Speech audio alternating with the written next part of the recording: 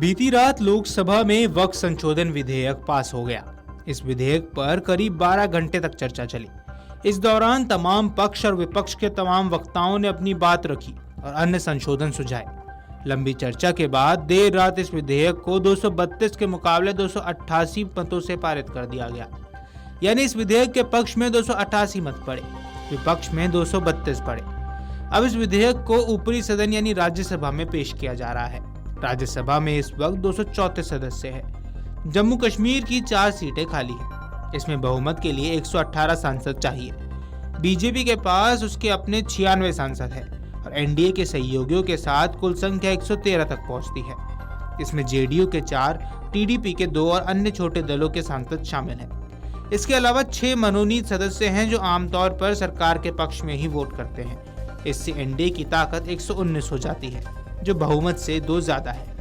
अगर कुछ सांसद गैर हाजिर रहते हैं या विरोध में वोट करते हैं तो सरकार के लिए मुश्किल खड़ी हो सकती है। दूसरी ओर विपक्ष में कांग्रेस के पास 27 सांसद हैं। अन्य विपक्षी दलों के पास 58 सदस्य हैं। इस तरह राज्यसभा में कुल विपक्षी सांसदों की संख्या 85 तक पहुंचती है। यानी सारा दारोमदार बीजेडी और वाईएसआर के रुख पर टिका हुआ है।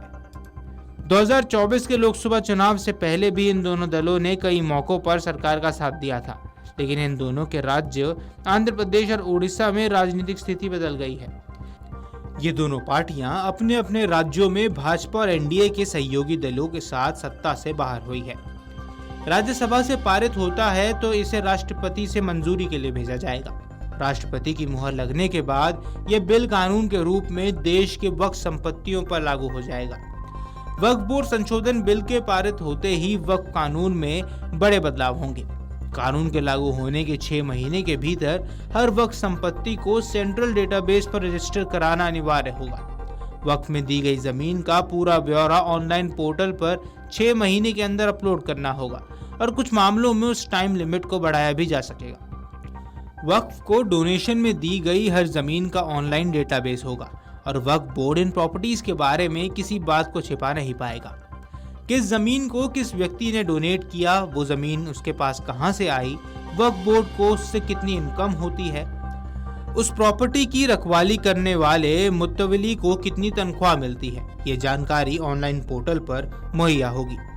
इससे वक्फ की प्रॉपर्टीज में ट्रांसपेरेंसी आएगी और वक्फ को होने वाले नुकसान भी कम होंगे। एक बड़ा बदलाव ये आएगा कि गैर मुस्लिमों को वक्फ बोर्ड में शामिल करना जरूरी होगा।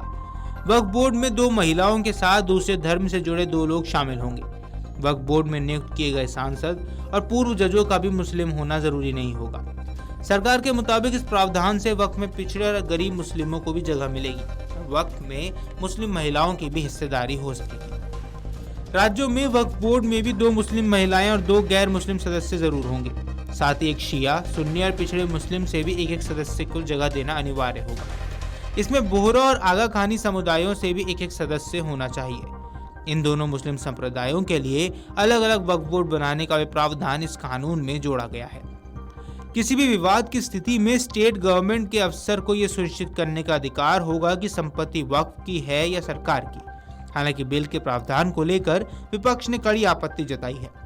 विपक्षी सांसदों का कहना है कि अफसर सरकार के पक्ष में फैसला करेंगे और ये भी तय नहीं है कि अफसर कितने दिन में किसी विवाद का निपटारा कर सकेंगे। लोकसभा से पास बिल में कहा गया है कि अब डोनेशन में मिली प्रॉपर्टी ही वक्फ होगी। जमीन पर दावा करने वाला ट्रिब्यूनल रेवेन्यू कोर्ट में अपील कर सकेगा। साथ ही सिविल कोर्ट या हाई कोर्ट में अपील हो सकेगी। ट्रिब्यूनल के फैसलों को चुनौती दी जा सकेगी। मामले में वक्फ ट्रिब्यूनल के फैसलों के खिलाफ 90 दिन में रेवेन्यू कोर्ट, सिविल कोर्ट और हाई कोर्ट में अपील दायर करने का लोगों के पास अधिकार होगा, जो मौजूदा कानून में नहीं है। केंद्र और राज्य सरकारों के पास वक्फ के खातों को ऑडिट करने का अधिकार होगा, जिससे किसी भी तरह के भ्रष्टाचार को रोका जा सकेगा। वक्फ बोर्ड सरकार को कोई भी जानकारी देने से मना नहीं कर सकता और वक्फ बोर्ड ने ये भी नहीं कह सकता है कि कोई जमीन सैकड़ों साल पहले से किसी धार्मिक मकसद से इस्तेमाल हो रही है तो वह जमीन उसकी है। बता दें कि वर्ष 1950 में पूरे देश में वक्फ बोर्ड के पास सिर्फ 52,000 एकड़ जमीन थी, जो वर्ष 2009 में 4 लाख एकड़ हो गई थी, 2014 में 6 लाख एकड़ और अब वर्ष 2025 में वक्फ बोर्ड के पास देश की कुल 9,40,000 एकड़ जमीन है। वहीं कोई भी व्यक्ति उस जमीन को डोनेट कर पाएगा जो उसके नाम पर रजिस्टर्ड होगी। वक्फ भी ऐसी संपत्तियों पर अपना दावा नहीं कर पाएगा जहां कोई व्यक्ति किसी और के नाम पर रजिस्टर्ड जमीन को दान में दे देता है। इसे अनलीगल माना जाएगा। खास बात यह है कि वक्फ अल औलाद के तहत महिलाओं को भी वक्फ की जमीन में उत्तराधिकारी माना जाएगा, यानी जिस परिवार में वक्फ की जमीन वक्फ अल औलाद के लिए डोनेशन में दी गई है, उस जमीन से होने वाली इनकम सिर्फ उन परिवारों के पुरुषों को ही नहीं मिलेगी, बल्कि इसमें महिलाओं का भी हिस्सा होगा। जिन सरकारी प्रॉपर्टीज पर वक्फ अपना कब्जा बताता आ रहा है, उन्हें पहले दिन से वक्फ की प्रॉपर्टी नहीं माना जाएगा। अगर ये दावा किया जाता है कि कोई सरकारी प्रॉपर्टी वक्फ की है, तो ऐसी स्थिति में राज्य सरकार मामले की जांच कराएगी। जांच पड़ताल करने वाला अफसर कलेक्टर रैंक से ऊपर का होगा।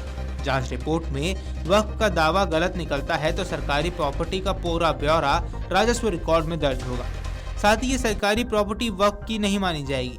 ये नियम उन सरकारी प्रॉपर्टीज पर भी लागू होंगे जिन पर पहले से वक्फ का दावा और कब्जा है।